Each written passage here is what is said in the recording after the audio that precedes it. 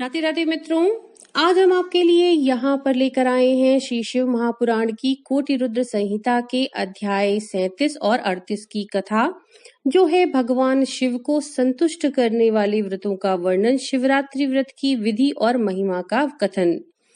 तो चलिए शुरू करते हैं। तदनंतर ऋषियों के पूछने पर सूत जी ने शिव जी की आराधना के द्वारा उत्तम एवं मनोवांछित फल प्राप्त करने वाले बहुत से महान स्त्री पुरुषों के नाम बताए। इसके बाद ऋषियों ने पूछा, व्यास शिष्य, किस व्रत से संतुष्ट होकर भगवान शिव उत्तम सुख प्रदान करते हैं, जिस व्रत के अनुष्ठान से भक्तजनों को भोग और मोक्ष की प्राप्ति हो सके, उसका आप विशेष रूप से वर्णन कीजिए। सूची ने कहा, महर्षियों, तुमने जो कुछ पूछा है वही बात किसी समय ब्रह्मा, विष्णु तथा पार्वती जी ने भगवान शिव से पूछी थी। इसके उत्तर में शिव जी ने जो कुछ कहा वह मैं तुम लोगों को बता रहा हूँ। भगवान शिव बोले, मेरे बहुत से व्रत हैं जो भोग और मोक्ष प्रदान करने वाले हैं। उनमें से मुख्य 10 व्रत हैं जिन्हें जाबाल श्रुति के विद्वान 10 शैव व्रत कहते हैं। द्विजों को सदा यत्न पूर्वक इन व्रतों का पालन करना चाहिए। हरे प्रत्येक अष्टमी को केवल रात में ही भोजन करें। विशेषतः कृष्ण पक्ष की अष्टमी को भोजन का सर्वथा त्याग कर दें। शुक्ल पक्ष की एकादशी को भी भोजन छोड़ दें, किंतु कृष्ण पक्ष की एकादशी को रात में मेरा पूजन करने के पश्चात भोजन किया जा सकता है। शुक्ल पक्ष की त्रयोदशी को तो रात में भोजन करना चाहिए, परंतु कृष्ण पक्ष की चतुर्दशी को शिव व्रतधारी पुरुषों के लिए भोजन सर्वथा निषेध है। दोनों पक्षों में प्रत्येक सोमवार को यत्न पूर्वक केवल रात में ही भोजन करना चाहिए। शिव के व्रत में तत्पर रहने वाले लोगों के लिए ये अनिवार्य नियम है। इन सभी व्रतों में व्रत की पूर्ति के लिए अपनी शक्ति के अनुसार शिव भक्त ब्राह्मणों को भोजन कराना चाहिए। द्विजों को इन सब व्रतों का नियम पूर्वक पालन करना चाहिए। जो द्विज इनका त्याग करते हैं वे चोर होते हैं। मुक्ति मार्ग में प्रवीण पुरुषों को मोक्ष की प्राप्ति कराने वाले 4 व्रतों का नियम पूर्वक पालन करना चाहिए।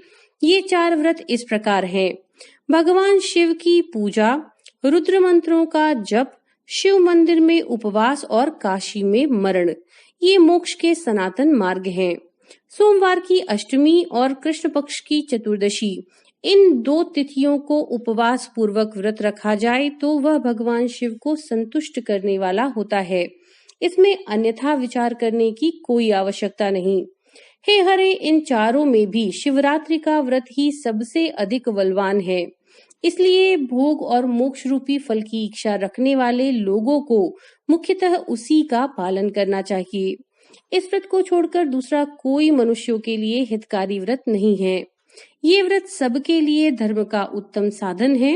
निष्काम अथवा सकाम भाव रखने वाले सभी मनुष्यों, वर्णों, आश्रमों, स्त्रियों, बालकों, दासों, दासियों तथा देवताओं आदि सभी देहधारियों के लिए यह श्रेष्ठ व्रत हितकारक बताया गया है। माघ मास के कृष्ण पक्ष में शिवरात्रि तिथि का विशेष महात्म्य बताया गया है। जिस दिन आधी रात के समय तक वह तिथि विद्यमान हो, उसी दिन उसे व्रत के लिए ग्रहण करना चाहिए। शिवरात्रि करोड़ों हत्याओं के पाप का नाश करने वाली है। हे केशव, उस दिन सवेरे से लेकर जो कार्य करना आवश्यक है उसे प्रसन्नता पूर्वक तुम्हें बता रहा हूँ, तुम ध्यान देकर सुनो। बुद्धिमान पुरुष सवेरे उठकर बड़े आनंद के साथ स्नान आदि नित्य कर्म करें, आलस्य को पास न आने दें। फिर शिवालय में जाकर शिवलिंग का विधिवत पूजन करके मुझ शिव को नमस्कार करने के पश्चात उत्तम रीति से संकल्प करें कि हे देव, हे देव, हे महादेव, नीलकंठ, आपको नमस्कार है। मैं आपके शिवरात्रि व्रत का अनुष्ठान करना चाहता हूँ। हे देवेश्वर, आपके प्रभाव से ये व्रत बिना किसी विघ्न बाधा के पूर्ण हो और काम आदि शत्रु मुझे पीड़ा ना दें। ऐसा संकल्प करके पूजन सामग्री का संग्रह करें और उत्तम स्थान में जो शास्त्र प्रसिद्ध शिवलिंग हो उसके पास रात में जाकर स्वयं उत्तम विधि विधान का संपादन करें। फिर शिव के दक्षिण या पश्चिम भाग में सुंदर स्थान पर उनके निकट ही पूजा के लिए संचित सामग्री को रखें। तदनंतर श्रेष्ठ पुरुष वहां फिर स्नान करे। स्नान के बाद सुंदर वस्त्र और उपवस्त्र धारण करके 3 बार आचमन करने के पश्चात पूजन आरंभ करे। जिस मंत्र के लिए जो द्रव्य नियत हो उस मंत्र को पढ़कर उसी द्रव्य के द्वारा पूजा करना चाहिए। बिना मंत्र के महादेव जी की पूजा नहीं करनी चाहिए। गीत वाद्य नृत्य आदि के साथ भक्ति भाव से संपन्न हो रात्रि के प्रथम पहर में पूजन करके विद्वान पुरुष को मंत्र का जप करना चाहिए। यदि मंत्रज्ञ पुरुष उस समय श्रेष्ठ पार्थिव लिंग का निर्माण करे तो नित्य कर्म करने के पश्चात पार्थिव लिंग का ही पूजन करे। पहले पार्थिव बनाकर पीछे उसकी विधिवत स्थापना करे, फिर पूजन पश्चात नाना प्रकार के स्तोत्रों द्वारा भगवान वृषभध्वज को संतुष्ट करे। बुद्धिमान पुरुष को चाहिए कि उस समय शिवरात्रि व्रत के महात्म्य का पाठ करे। श्रेष्ठ भक्त अपने व्रत की पूर्ति के लिए उस महात्म्य को श्रद्धा पूर्वक सुने। रात्रि के चारों प्रहरों में 4 पार्थिव लिंगों का निर्माण करके आवाहन से लेकर विसर्जन तक क्रमशः उनका पूजन करे और बड़े उत्सव के साथ प्रसन्नता पूर्वक जागरण करे। प्रातः काल स्नान करके पुनः वहां पार्थिव शिव का स्थापन और पूजन करे। इस तरह व्रत को पूरा करके हाथ जोड़ मस्तक झुकाकर बारंबार नमस्कार पूर्वक भगवान शंभु से इस प्रकार प्रार्थना करे कि हे महादेव, आपकी आज्ञा से मैंने जो व्रत ग्रहण किया था, हे स्वामिन, वह परम उत्तम व्रत पूर्ण हो गया। अतः अब उसका विसर्जन करता हूँ। देवेश्वर, यथाशक्ति किए इस व्रत से आज आप मुझ पर कृपा करके संतुष्ट हों। तत्पश्चात शिव को पुष्पांजलि समर्पित करके विधि पूर्वक दान दे। फिर भगवान शिव को नमस्कार करके व्रत संबंधी नियम का विसर्जन कर दें। अपनी शक्ति के अनुसार शिव भक्त ब्राह्मणों विशेषतः सन्यासियों को भोजन कराए और कराकर पूर्णतया संतुष्ट करके स्वयं भी भोजन करें। हे हरे, शिवरात्रि को प्रत्येक प्रहर में श्रेष्ठ शिव भक्तों को जिस प्रकार विशेष पूजा करनी चाहिए उसे मैं बताता हूँ, सुनो। प्रथम प्रहर में पार्थिव लिंग की स्थापना करके अनेक सुंदर उपचारों द्वारा उत्तम भक्ति भाव से पूजन करें। पहले गंध पुष्प आदि 5 द्रव्यों द्वारा सदा महादेव जी की पूजा करनी चाहिए। उस द्रव्य से संबंध रखने वाले मंत्र का उच्चारण करके पृथक पृथक वह द्रव्य समर्पित करें। इस प्रकार द्रव्य समर्पण के पश्चात भगवान शिव को जलधारा अर्पित करें। विद्वान पुरुष चढ़े हुए द्रव्यों को जलधारा से ही उतारें।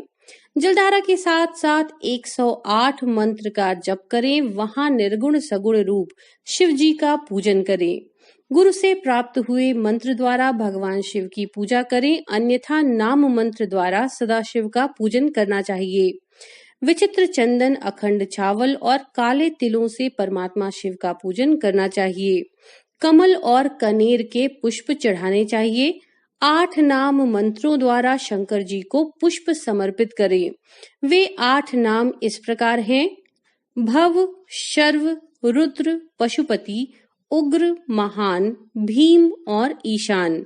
इनके आरंभ में श्री और अंत में चतुर्थी विभक्ति जोड़कर जैसे श्री भवाय नमः इत्यादि नाम मंत्रों द्वारा शिव जी का पूजन करें।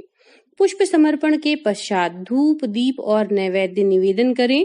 पहले प्रहर में विद्वान पुरुष नैवेद्य के लिए पकवान बनवा लें। फिर श्रीफल युक्त विशेषार्घ्य देकर तांबूल समर्पित करें। तदनंतर नमस्कार और ध्यान करके गुरु के दिए हुए मंत्र का जप करें। गुरुदत्त मंत्र ना हो तो पंचाक्षर मंत्र के जप से भगवान शंकर को संतुष्ट करें। धेनु मुद्रा दिखाकर उत्तम जल से तर्पण करें। पश्चात अपनी शक्ति के अनुसार 5 ब्राह्मणों को भोजन कराने का संकल्प करें।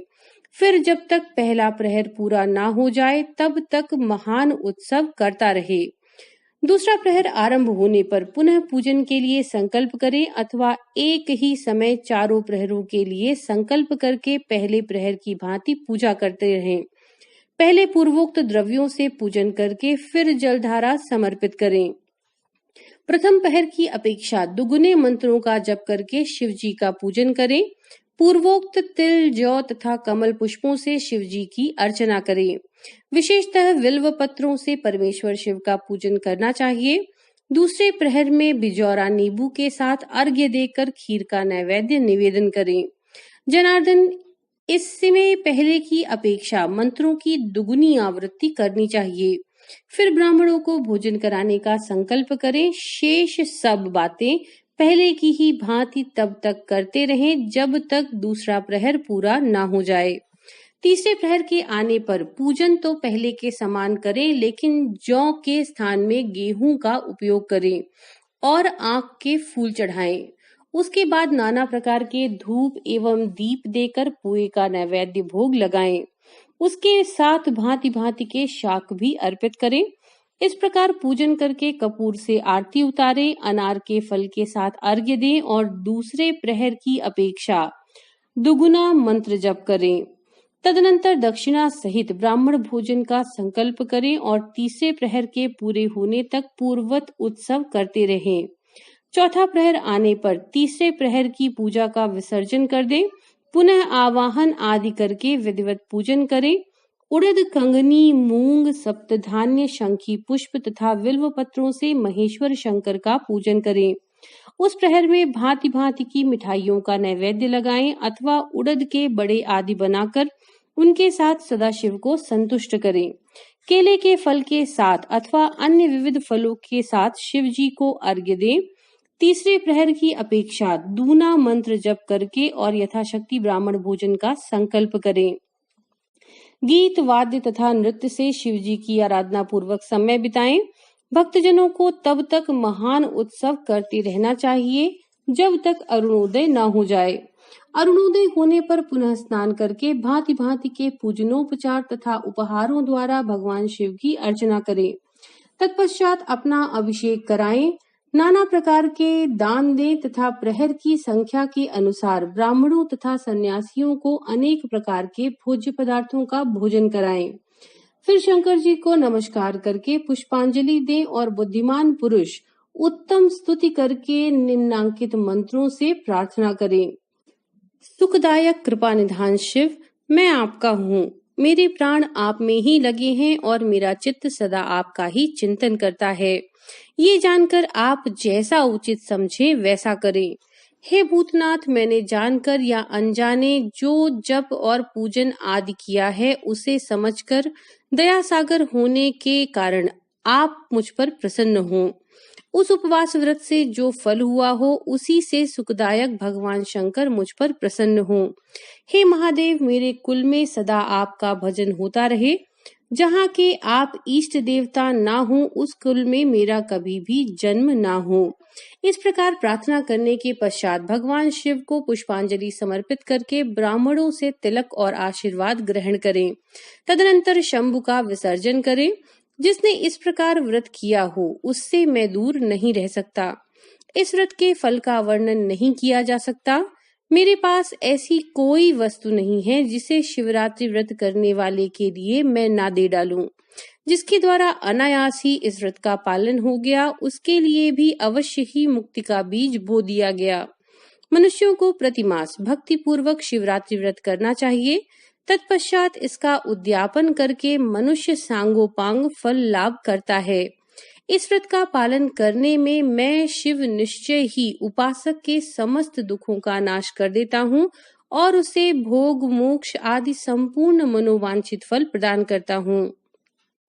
सूची कहते हैं, महर्षियों, भगवान शिव का यह अत्यंत हितकारक और अद्भुत वचन सुनकर श्री विष्णु जी अपने धाम को लौट आए। उसके बाद इस उत्तम व्रत का अपना हित चाहने वाले लोगों में प्रचार हुआ। किसी समय केशव ने नारद जी से भोग और मोक्ष देने वाले इस दिव्य महाशिवरात्रि व्रत का वर्णन किया था। तो मित्रों, ये थी अध्याय 37 और 38 की कथा। नमो नारायण।